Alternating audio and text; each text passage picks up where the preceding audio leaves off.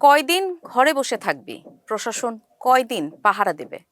50,000 police থাকলেও ঘরে গিয়ে মেরে ফেলবো। শুনে মনে হতে পারে কোনো গ্যাংস্টার সিনেমার ডায়লগ, কিন্তু না, এই কথাগুলো বাস্তব। চট্টগ্রামে আজিজ উদ্দিন নামের এক ব্যক্তিকে মোবাইলে এভাবেই হত্যার হুমকি দেওয়া হয়েছে। সামাজিক যোগাযোগ মাধ্যমে ইতিমধ্যে ছড়িয়ে পড়েছে সেই ভয়ঙ্কর অডিও।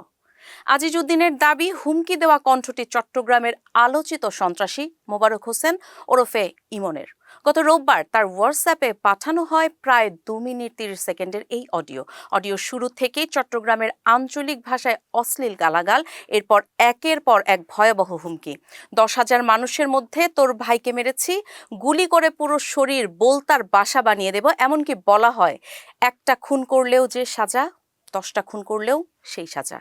একজন ব্যক্তি কতটা নৃশংস হলে কিংবা আইনের প্রতি কতটা অশ্রদ্ধাশীল হলে এমন ভয়াবহ রূপ প্রকাশ করতে পারেন?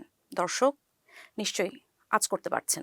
মোবারকের হুমকির শিকার আজিজ উদ্দিন চট্টগ্রাম নগরের বায়েজিদ বোস্তামি থানা শ্রমিক দলের সাবেক সাধারণ সম্পাদক।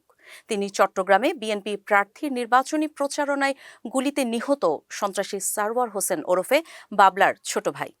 যার নাম উঠে এসেছে সেই মোবারক পরিচিত ছোট সাজ্জাদের ডানহাত হিসেবে। খুন, চাঁদাবাজি আর অস্ত্রবাজিতে যার নাম বারবার আলোচনায়।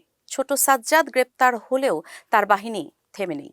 সেই বাহিনীরই নেতৃত্বে রয়েছেন মোবারক ও মোহাম্মদ রায়হান। তবে জানা গেছে পুলিশ এখনও মোবারক ও মোহাম্মদ রায়হানকে গ্রেপ্তার করতে পারেনি। বায়েজিদ বোস্তামি থানার ওসি জাহিদুল কবির জানান, বিদেশি নম্বরের হোয়াটসঅ্যাপ ব্যবহার করে মোবারক নিয়মিত হুমকি ও অপরাধ চালিয়ে যাচ্ছে। তাকে গ্রেফতারের অভিযান অব্যাহত রয়েছে। তবে প্রশ্ন একটাই, আইনের চোখের সামনে দাঁড়িয়ে এভাবে প্রকাশ্যে হুমকি দেওয়া অপরাধীরা আর কতদিন এভাবেই ধরাছোঁয়ার বাইরে থাকবে? কিংবা সাধারণ জনগণের নিরাপত্তা তাহলে কোথায়?